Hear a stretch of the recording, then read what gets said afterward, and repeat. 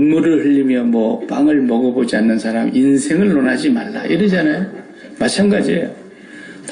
너무 편하고 한가하고 여유롭고 그런 사람이 시 쓸 것 같지만 그런 사람 시는 감동이 안 돼요.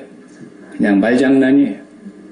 그러나 인생의 쓴맛을 깊이 보고 실패를 경험해보고 죽기 직전까지 들어가보고 망해도 완전히 그냥 깡그리 망해보고 이런 사람들이 하나님 앞에서 하나님을 만나고 시를 쓰면 그 시 한 구절 구절이 정말 생명이 그 안에 들어있는 거죠.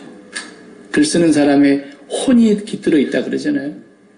그러니까 하나님의 성령의 감동으로 그런 시를 쓰는 것이라서 시편 읽을 때가 제일 은혜로운 것인데 잘못 읽으면 제일 재미가 없어요. 무슨 말인지를 모르고 있게 되니까.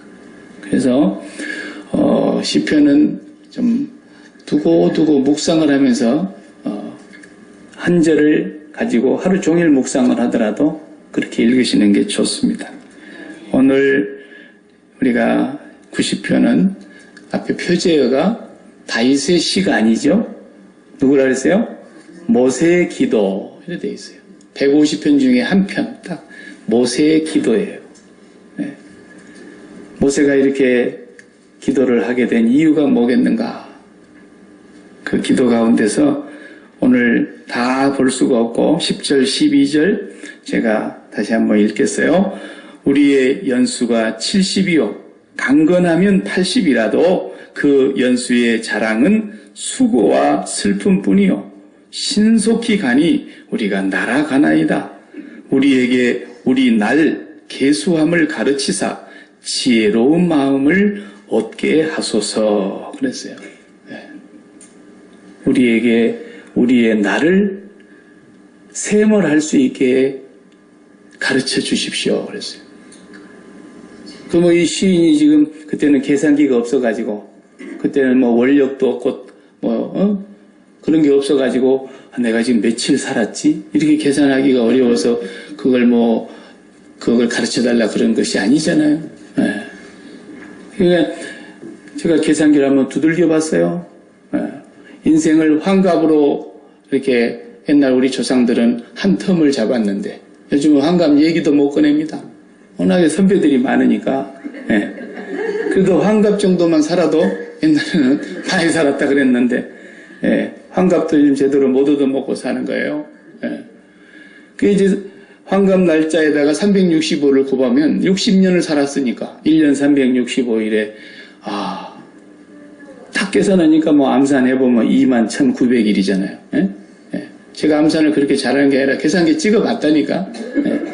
21,900일을 살았어요. 환갑을 사신 분은. 와, 21,900일. 하루가 21,900번 지나갔다는 얘기 아니에요? 예. 우리 연세 많으신 박 권사님도 내가 세봤잖아요. 네, 계산기에다가 82 찍어가지고 365 딱 하니까 3만 일이 넘었어요.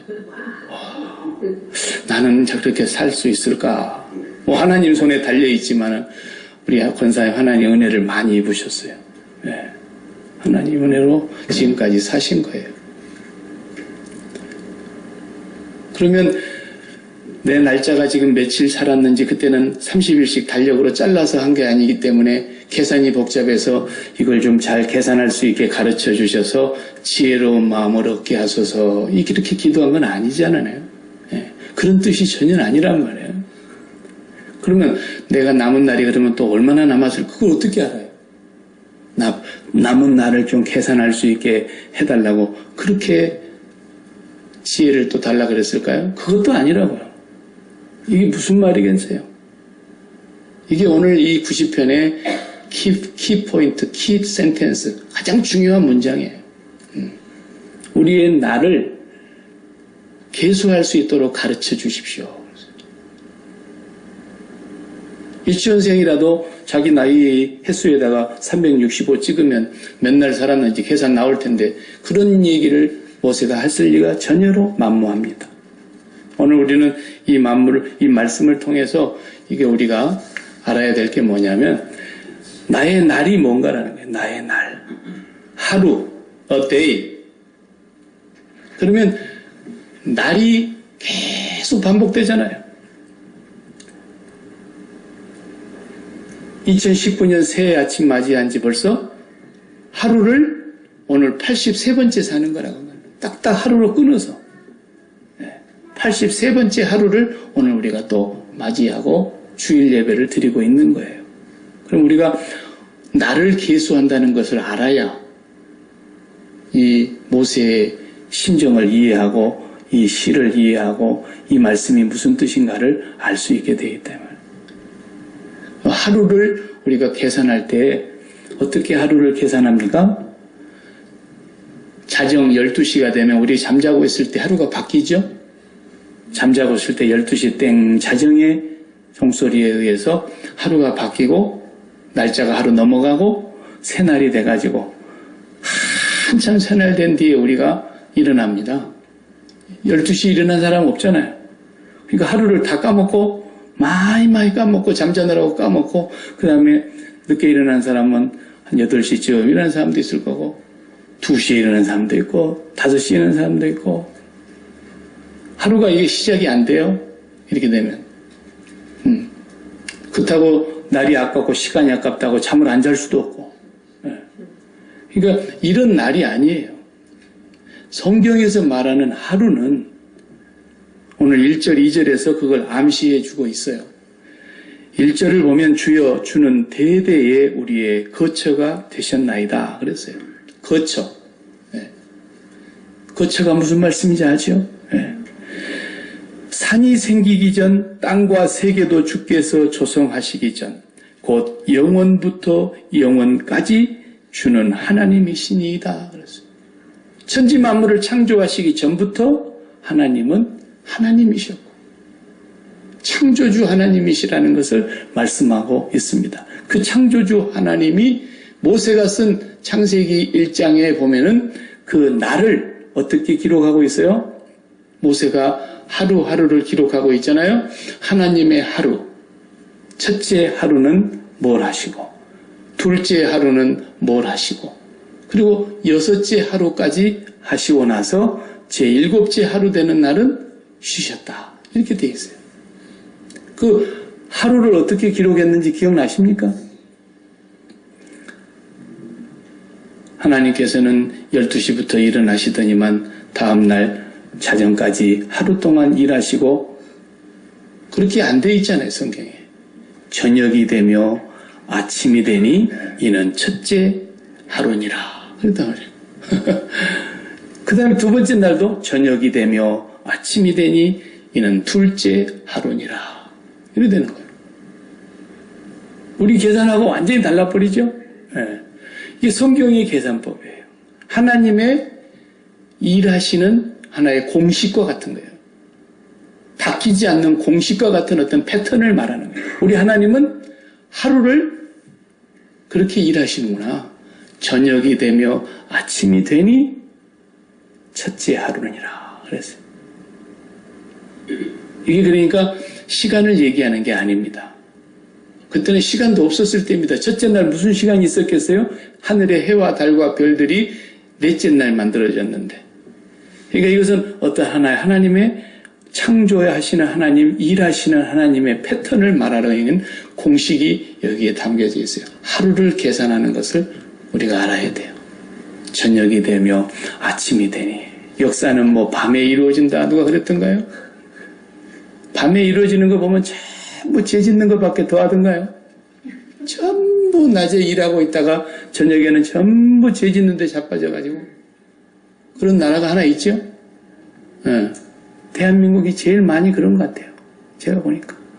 여기는 그래도 낮에 일하고 저녁에 들어가서 다 집에서 그냥 가족들끼리 오손도손 지내다가 또 일찍 자고 다음날 아침에 또 출근하고 그러는데 대한민국이나 저 남미 쪽에 가보면은 우리나라하고 비슷비슷합니다. 하루 종일 일하고도 저녁 내내 술 마시고 춤추고 죄 짓고 뭐 버닝썬이 뭔지 모르겠어요. 버닝썬이 뭐야 도대체. 성상납을 했다 그러고 밤중에 도망가려다가 잡혀가지고 응? 김학이라는 사람이 또 뭐 잡혀간다는 것 같고. 대한민국이 우리가 이렇게 고국을 떠나온 지가 참 오래됐지만 이게 죄 짓는 역사는 전부 밤에 이루어집니다. 성경은 그런데 그 밤하고 가룟 유다도 밤중에 예수님을 팔러 가자. 근데 하나님이 일하시는 방식에 있어서 하나님은 저녁이 되며 아침이 되니 이는 첫째 하루가 같다. 이렇게 말씀하시는 그 의미가 뭐냐면 본래 어떻게 하나님 창조하셨다 그랬어요? 혼돈과 공허와 흑암이 깊음 위에 있다. 그래서 그걸 제가 첫 번째 주일에 설명을 했어요. 그것은 nothing이라고 그랬어요. nothing. 무에서 유를 창조하신 하나님. 우리는 정말 하나님 앞에서 nothing이에요. I have nothing. 나는 아무것도 가진 것이 없어요. nothing을 갖고 있는 거예요, 우리가. 하나님이 없이는. 하나님이 계심으로써 우리의 존재가 그때부터서 존재됨을 인정받게 되는 거예요. 오늘 우리 교동문에서도 그랬어요. 우리가 티끌이다 그랬잖아요. 티끌. 우리가 먼지임을 아심이로다. 하나님 우리를 불쌍히 여기고 동이 서에서 먼 것 같이 우리의 죄과를 멀리 옮기시고 우리를 용서해 주시고 긍휼히 여기지 않으신다면 우리는 먼지요 티끌이다라는 거예요. 무예요. 아무것도 아니에요. 그런 우리를 하나님께서 이제 창조하시고 세상이 창조되고 하나님의 질서가 움직이기 시작했던 거예요. 그래서 그걸 제가 다른 말로 뭐라고 표현했냐면 몇 주 전에 하나님의 주체성이라 그랬어요. 하나님의 주체성. 김일성 주체라는 말 우리가 대한민국에 살 때는 많이 주체사상, 주체상이라는 말을 많이 들었기 때문에 그 말의 뜻이 굉장히 중요한 말인데 김일성 주체라는 말은 김일성이가 신이라는 뜻이죠. 그러나 하나님 주체라는 것은 하나님의 주인 되심, 하나님의 생각, 하나님의 뜻, 하나님의 소원, 하나님의 계획, 이 모든 것을 다 아우르는 말이에요. 그것이 그대로 하루 동안에 이루어지고 그 다음 두 번째 오는 또 하루 동안에 이루어지고 그런데 저녁이 돼서 아침이 되니까 하루가 가고 저녁이 돼서 아침이 되니까 하루가 가고 이렇게 성경이 기록하고 있다 이 말이에요. 네. 그것은 하나님께서는 일하심에 있어서 하나님은 언제나 당신의 뜻대로 당신의 주체대로 당신의 의지대로 일을 하시는 분이십니다. 그래서 이 오늘 세상 온 우주가 다 하나님의 주체가 그대로 드러나가 있기 때문에 성경은 시편에서 뭐라고 해요? 하늘이 하나님의 영광을 선포하고 그래서 하늘이 하나님의 영광을 선포한대요. 저 우주를 들여다보지도 못한 그 시절에 오늘 천체를 들여다보고 천체를 연구하는 사람들도 그 아름다움과 그 찬란함과 그 멋진 우주는 한 폭의 글보다도 더 아름다운데 그것이 하나님의 솜씨, 하나님의 영광을 나타내고 있다는 거예요. 그래서 저희들이 지금 계속 하나님의 그 주체성에 의해서 지음받은 그날로부터 지금까지 움직이고 질서 있게 유지되고 있는 겁니다. 네. 지구가 이제 윤활유가 다 돼가지고 뭐 돌아가는데 뻑뻑해가지고 이제 돌아가는 게 천천히 돌아가가지고 어느 날은 자동차 엔진오일 바꿔놨더니 잘 돌아가는 것처럼 막 쉥쉥 돌아가고 22시간 만에 한 바퀴씩 돌아버리고 어떤 날은 또 막 기름이 모자라서 28시간씩 하루를 돌아가고 그러면 어떻게 종을 잡겠어요? 정확하게 하나님은 지구를 돌리시고 지구의 자전과 공전을 주장하시고 지구와 모든 다른 항성과의 관계에서 일정한 거리가 유지되고 태양이 조금 가까이 오면은 우리가 얼마나 여름에 뜨겁습니까? 그것도 태양이 조금 궤도가 벗어나서 조금 지구가 멀어지면 얼마나 또 춥습니까? 이런 하나님의 정확한 질서에 의해서 하나님의 주체성이 그대로 반영되어 돌아가고 있습니다. 네. 오늘 기도하신 대로 이제 겨우 내내 땅속에 묻혀 있었던 것들이 또 하나님의 질서에 의해서 이 봄날에 싹이 싹 올라오는 거 보세요. 하나님의 영광을 선포하는 거예요. 누가 그렇게 할 수 있겠어요? 이 지구상을 다. 예. 그런데 이 하나님의 주체성이 딱 한 곳만 미치지를 못하는 영역이 있다 그랬어요. 거기가 지옥이 아니에요. 지옥도 하나님의 주권 아래 있어요. 그래 문 닫아놓으면 아무도 못 나오는 거예요. 지옥도 무저갱에 마귀를 하나님이 가두실 때가 있다 그랬어요. 그런데 하나님의 주체성, 하나님의 주체가 영향을 미치지 못하고 있는 영역은 이 온 천지 우주 가운데 딱 한 곳뿐인데 그게 사람의 마음입니다. 네. 개도 개같이 살고 소도 소같이 살고 고양이도 고양이같이 살고 그러지 고양이가 사람같이 사는 거 봤습니까? 근데 이 사람만은 사람같이 안 살고 하나님같이 삽니다. 사람만 딱 하나님같이 살아요. 왜? 선악과를 따먹고 네가 하나님같이 되리라는 그 말에 속아서 그 따먹고 나서 그 행세를 지금 하는 겁니다. 예. 하나님같이 산다는 말이 무슨 말이에요? 지가 판단하고 지가 결정하고 지가 좋다 나쁘다 그러고 지 스스로 모든 것을 시작부터 끝장을 보는 것이 인간 아닙니까? 예. 하나님께 물어보지 아니하고 하나님의 뜻이 무엇인지를 구하지 아니하고 자기 마음에 원하는 대로 자기 눈에 보기에 좋은 대로 자기 입맛 땡기는 대로 하고 싶은 대로 돈이 없어서 못하지 돈만 있으면 무슨 짓이라도 하고 싶고 권력이 없어서 못하지 권력과 능력이 주어진다면 무엇이든지라도 할 수 있고 그러니까 그 사람들이 다 잡혀가잖아요. 나중에 지멋대로 해가지고 인간만은 하나님의 주체성이 영향을 미치지 못할 만큼이나 타락하고 범죄하고 망가질 대로 망가져서 인간이 그렇게 죄악 가운데 사는 겁니다. 그런데 하나님은 언제 일하시느냐? 하나님의 창조의 활동, 하나님의 인류를 인도하시는 그 손길은 어느 때에 하나님께서 개입하시느냐면 인간이 올스탑. 아, 내가 손대면 망가지는구나. 이 나의 죄인의 생각과 죄인의 계획과 죄인의 뜻과 죄인의 정욕과 죄인의 소원을 이루기 위해서 움직이면 움직이는 만큼 하나님의 뜻과는 멀어지는구나. 이걸 깨닫고 스탑 할 때에 하나님이 개입을 하십니다. 예. 성경을 읽어봐요.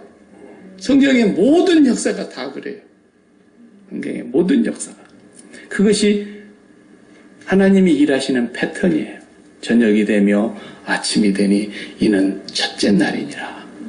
그래서 우리 인류가 캄캄한 밤이 되게 해놓고 하나님은 저녁에 일을 시작하셨어요. 우리를 완전히 저녁으로 우리를 완전히 깜깜함으로 집어넣는 때가 언제예요? 우리를 십자가 안에 다 집어넣는 거예요. 십자가에서 당신이 독생자를 죽이시던 그날 밤이 인류 역사가 새롭게 시작되는 거예요. 다시 재창조가 이루어지는 날이었던 거예요. 십자가 사건이. 네.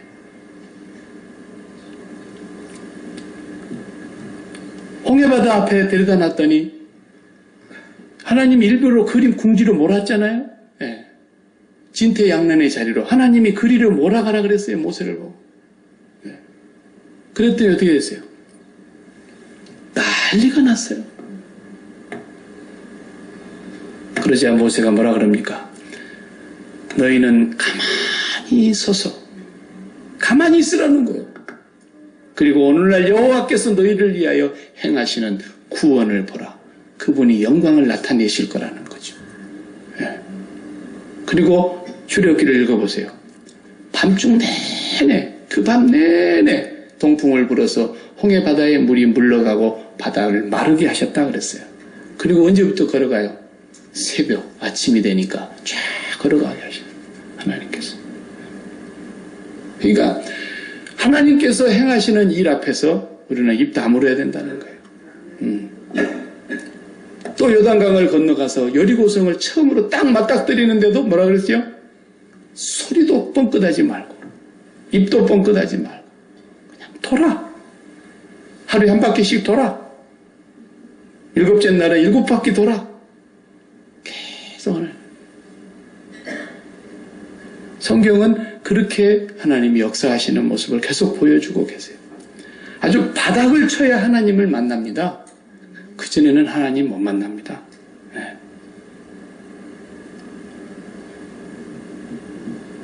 우리 입에서 만약에 불편함과 여러 가지 염려나 걱정, 근심, 불만, 불평 막 이런 것이 쏟아져 나오면요. 그냥 다 손 내려놓고 저 아프리카에 딱 2주만 갔다 와요. 네. 아프리카에 2주만 딱 갔다 오면 어떻게 될까요? 네. 누룽지만 먹어도 행복해요. 누룽지만 먹어도. 목구멍에 물만 깨끗한 물만 넘어가도 감사하다고. 우리는 진짜 미국에 살면서 고생은 하고 살지만 배는 엄청 부른 거예요. 솔직하게 아프리카에 딱 한 2주 갔다 오면 한 몇 달은 후유증이 있습니다. 밥이 안 넘어갈 거예요. 거기 굶어 죽어가는 애들을 눈에 어른어른거려서 밥이 안 넘어갈 거라고.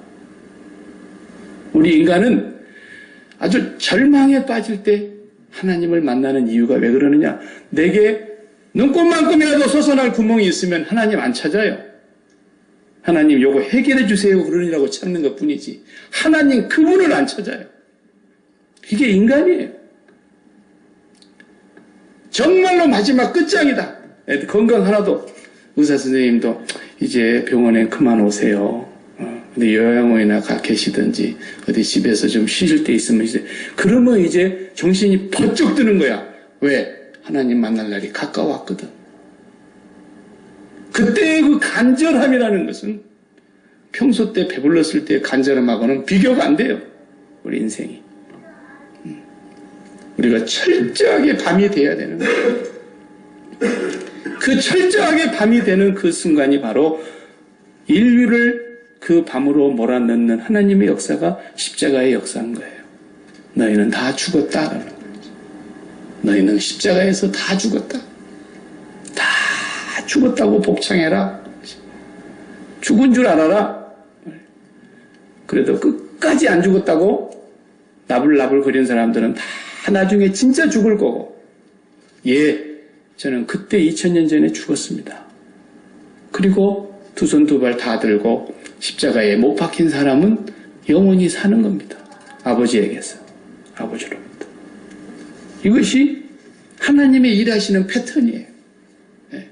베드로가 뭐 굉장히 믿음이 있어 보이죠. 막 주는 그리스도시오 살아계신 하나님의 아들이십니다. 그러니까 주님이 칭찬도 해주셨어요. 그것도 네가 안 것이 아니라 하늘에 계신 아버지가 그거 알게 해주신 건데 참 네가 복이 있구나. 그걸 안 것은 굉장한 복이다. 그렇지만 어디 가서 내가 그리스도란 말 하고 다니지 말어. 절대로 입 다물어. 왜? 저 사람들이 생각하고 있고 너희들이 생각하고 있는 그 그리스도는 내가 아니야. 너희들이 생각하는 그리스도는 다른 분이야.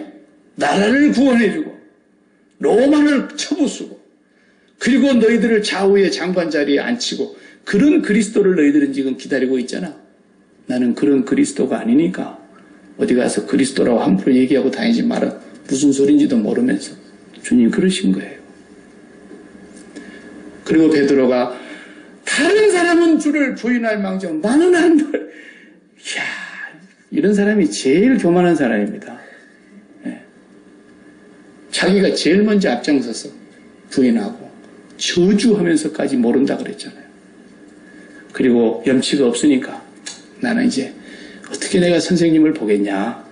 물고기나 잡으러 간다. 아니 부활하셔서 만났음에도 불구하고 그분 앞에 설 자격이 없어. 용기가 없어. 그러니까 그날 밤에 고기 잡으러 졸졸졸 7명이 나가가지고 갈릴리 바다에서 밤이 맞도록 수고했는데 그날도 역시 처음 부름 받았던 갈릴리 바닷가에서 한 마리도 못 잡았던 그날 밤처럼 어쩌면 오늘 밤도 한 마리도 안 잡히는 거예요. 3년 뒤에 다 녹슬고 그런 배와 그물을 손질해 갖고 나갔는데 한 마리도 안 잡힌 거예요. 자, 예수님 따라다니다가 3년 따라다니면서 실패했습니다. 오늘 그래서 다시 고기나 잡으러 간다. 그러고 갔는데 또 한 마리도 안 잡힙니다. 최초로 주님이 자기를 부를 때 갈릴리 바닷가를 찾아오셨던 그 주님은 오늘 또 역시 찾아오셔서 고기 구워놓고 떡 준비해놓고 제자들이 배고플까봐 식사까지 다 마련해놓고 너희들 뭐 잡은 거 있니? 그러니까 없습니다. 배 오른쪽으로 던져볼래? 153마리가 잡혔는데 그물이 첫째는 찢어졌다 그랬는데 3년 뒤에는 찢어지지 아니하더라 그랬어요. 그리고 주님 앞에 튀어나왔습니다. 주님이라는 걸 알고. 인간은 자기 힘으로 뭔가를 할 수 있다고 할 때 하나님은 그를 필요로 하지 않습니다. 모세가 뭔가 하나님 앞에서 자기가 굉장한 이제 애굽의 문물과 학문을 다 통달했기 때문에 민족을 위해서 뭔가 하나 할 수 있으라고 생각했지만 하나님은 그를 쳐다보지도 않으십니다. 40년 동안 방치해 두십니다. 하나님 날 보고 어떡하란 말입니까 이 나이에. 보낼 만한 사람을 보내시죠. 내가 젊었을 때 부르시죠. 나는 할 수가 없습니다. 나는 혀가 더 나고 입이 뻣뻣해서 말도 못하는 자인데 이제 와서 뭐 어떡하란 말입니까? 라고 할 때에 하나님은 이제 됐어. 신발 벗어. 하나님은 그를 밤중으로 몰아넣고서 일을 시작하시는 거예요. 우리가 뭘 할 수 있다고 생각하는 것은 하나님 앞에서 엄청난 죄악이며 교만이고 오만입니다.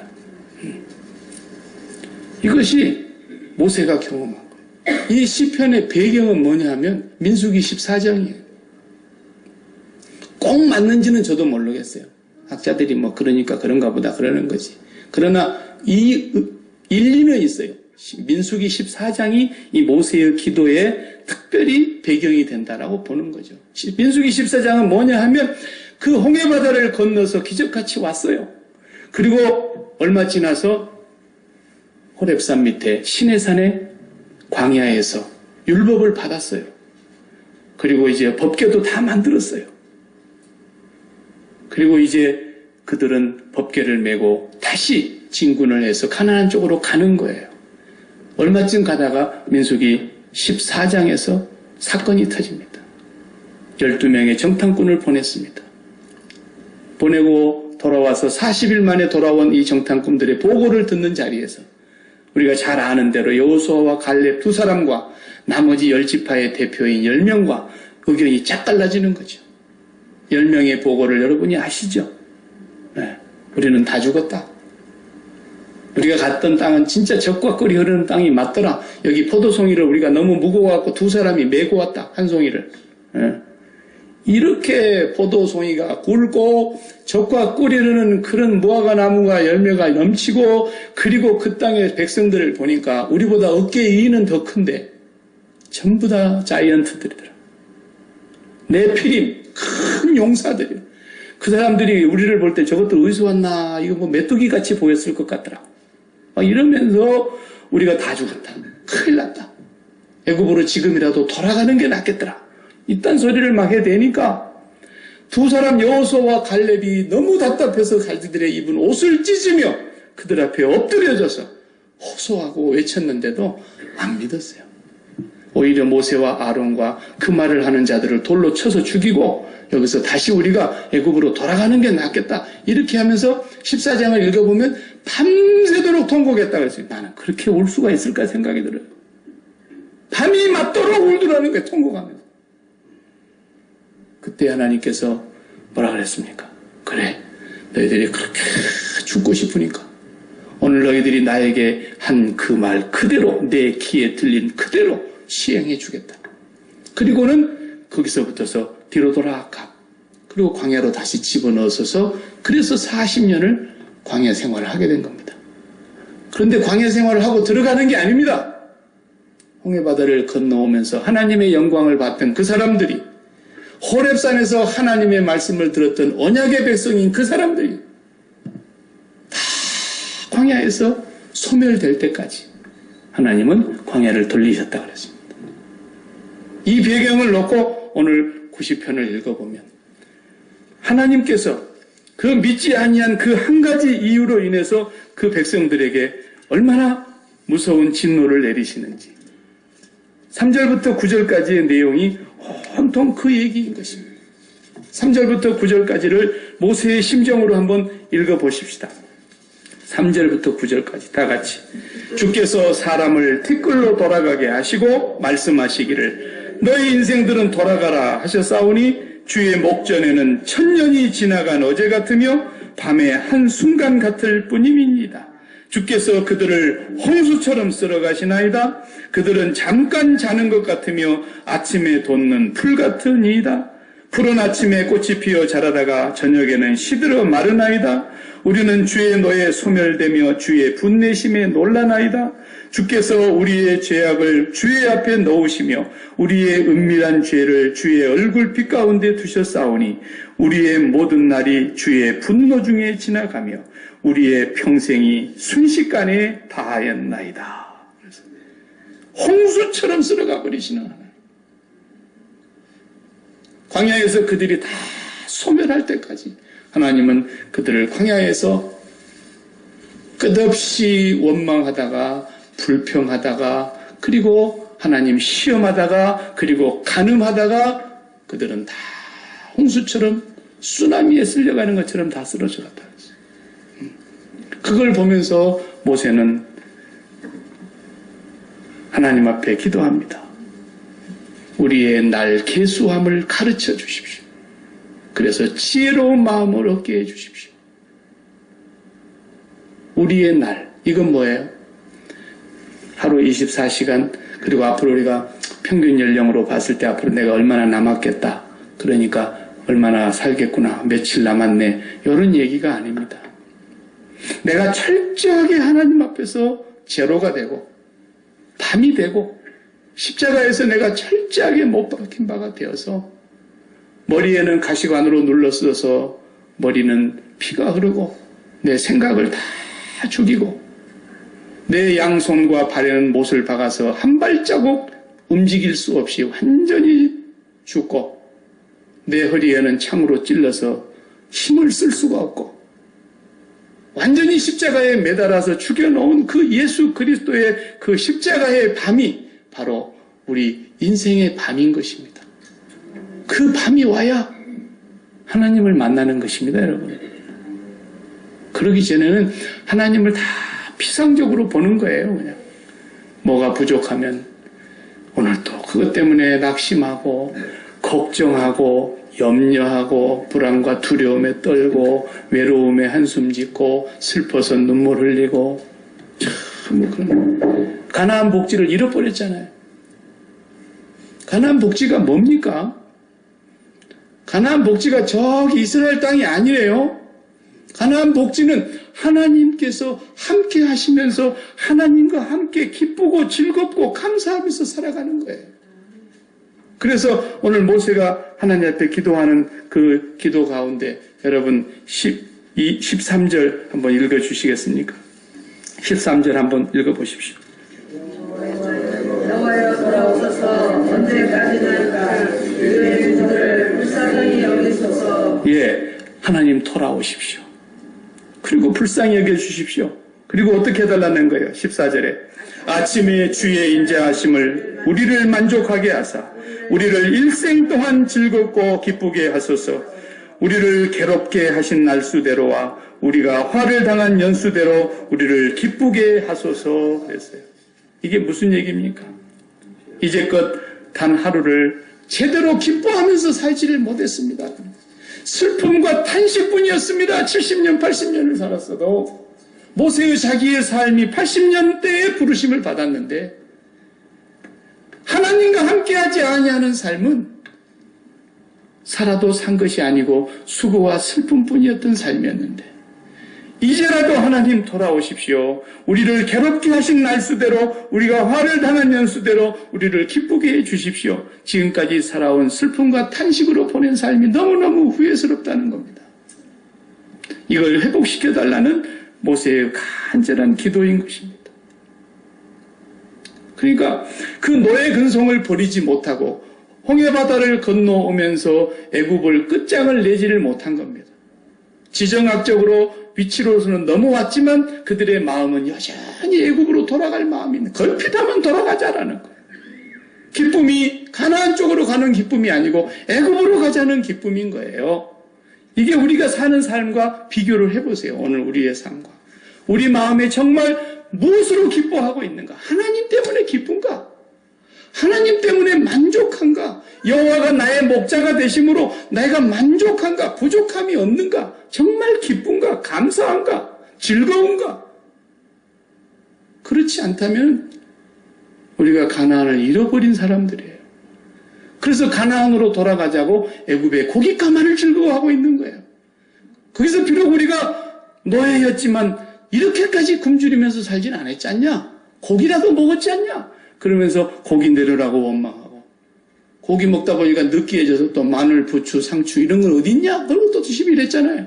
광야에서. 오늘 우리가 하나님 앞에서 그분 때문에 즐거워하고 있느냐, 그렇지 못하느냐가 가나안의 삶을 잃어버렸느냐, 가나안을 누리고 있느냐가 결정나는 거예요. 네. 나는 하나님이 아무리 살아계셔도 내가 원하는 만큼 돈을 갖고 내 노후를 준비하지 않고는 나는 기쁘지가 않아.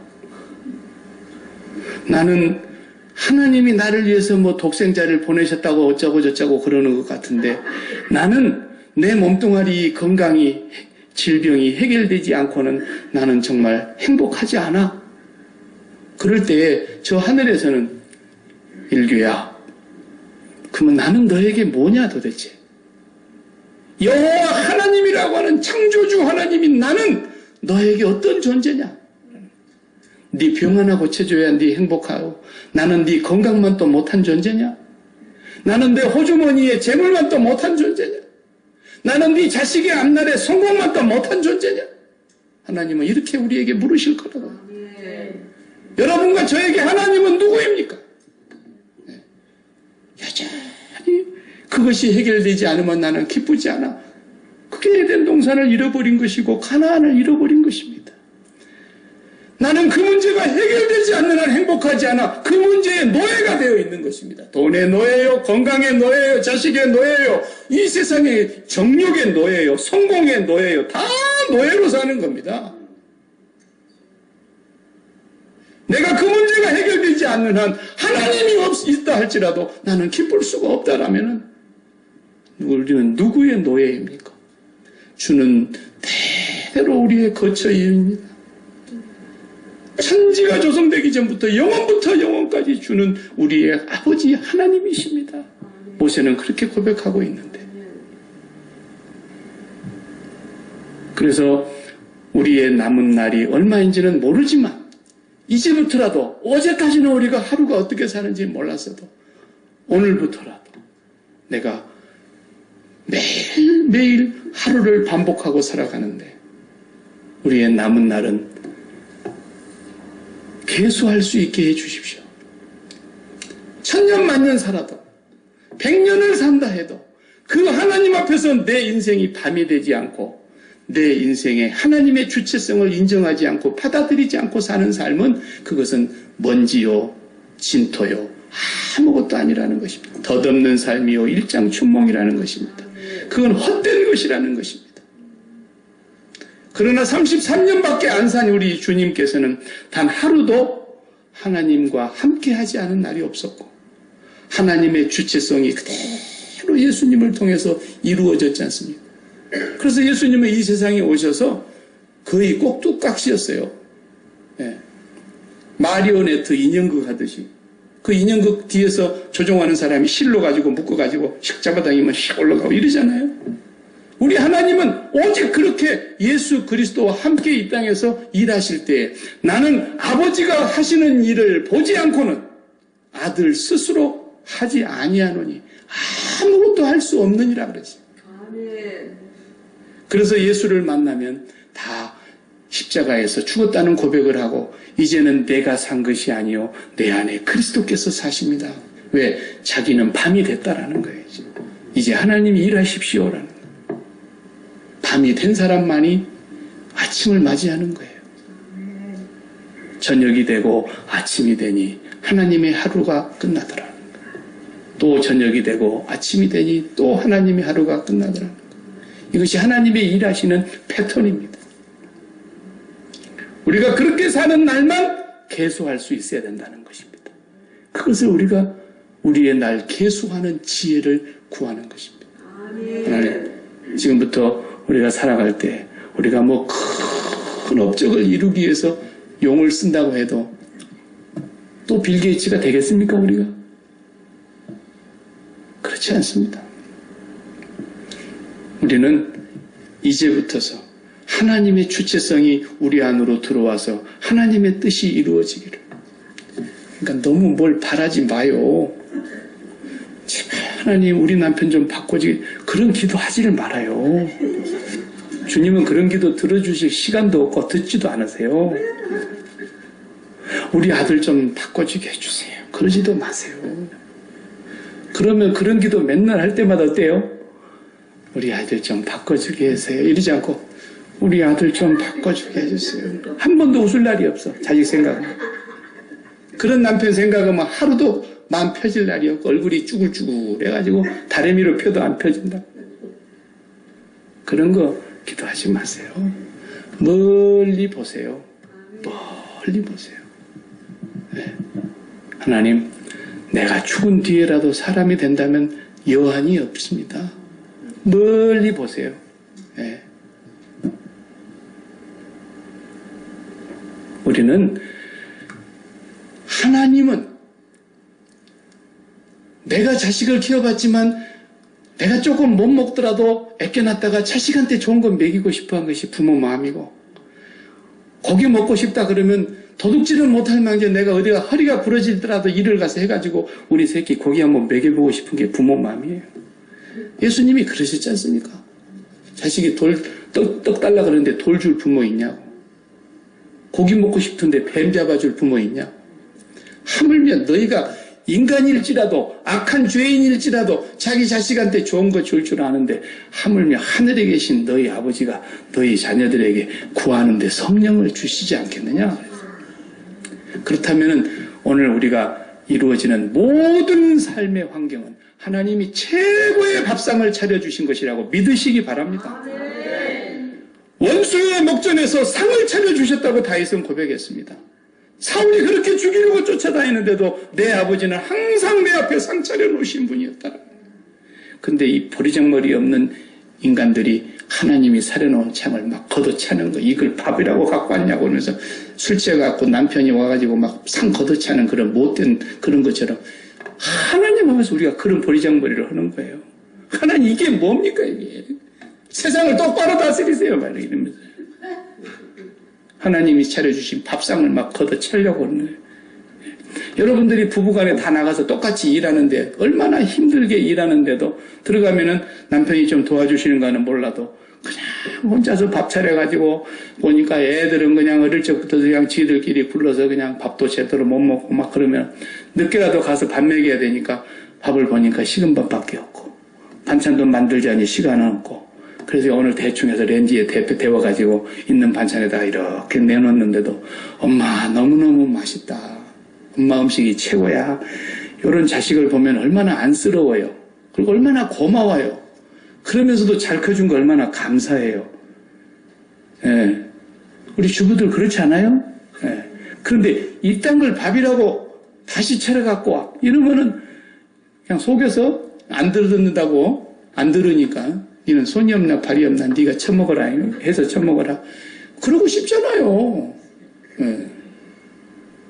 우리 하나님께서 차려놓은 밥상을 우리가 함부로 얘기하면 안 돼요. 하나님 나는 이해를 못하지만 왜 하나님이 홍해바다 앞으로 이렇게 궁지로 밀어넣는지도 모르겠고 왜 하나님은 이렇게 우리에게 험한 광야의 길을 가게 하시는지 나는 다 모릅니다만 우리 아버지는 나를 구원하시려고 독생자를 십자가에 못 박아 죽이기까지 사랑하시는 분이라는 걸 나는 믿습니다.